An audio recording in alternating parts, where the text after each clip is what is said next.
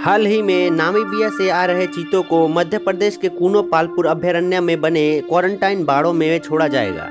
इसकी चर्चा देश में हर जगह हो रही है, लेकिन क्या आपको मालूम है कि चीते ही नहीं, भारत के कई जानवर विलुप्त हो चुके हैं।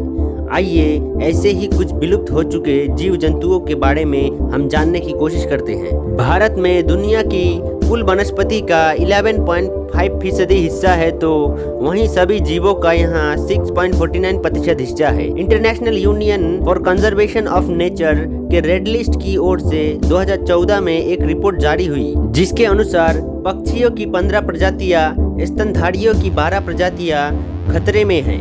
वहीं सरीसृप और उभयचर की 18 प्रजातियां गंभीर रूप से लुप्तप्राय सूची में शामिल हो गई है। अगर बात किया जाए लुप्तप्राय जीवों में, तो भारतीय अरोच यानी इंडियन एरोच, ये भारत के गर्म और शुष्क क्षेत्रों में रहते थे। इनकी ऊंचाई 6.6 फीट और वजन 1000 किलोग्राम था। भारतीय बाइसन या गौर भारत में पाए जाने वाले जंगली मवेशियों की सबसे बड़ी प्रजाति है। जेम्बू और गौर भारतीय मवेशी है जो विलुप्त हो रहे भारतीय अरोच के समान है। और सुमत्रन गेंडों की बात किया जाए तो यह विलुप्त होने वाले जानवरों में से एक घोषित किया गया है। यह गेंडा 2 सींग वाला सबसे छोटा गेंडा है।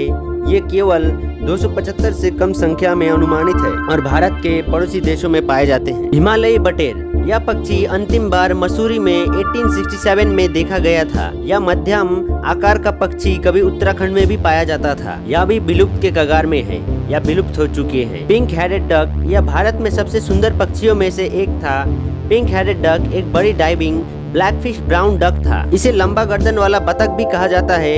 एक समय संपूर्ण भारत में इसका अस्तित्व हुआ करता था। मालाबार सिवेट, 7 किलोग्राम की सिवेट बिल्ली पश्चिमी घाट के तट पर पाई जाती थी। 1990 के बाद इसे कभी नहीं देखा गया है।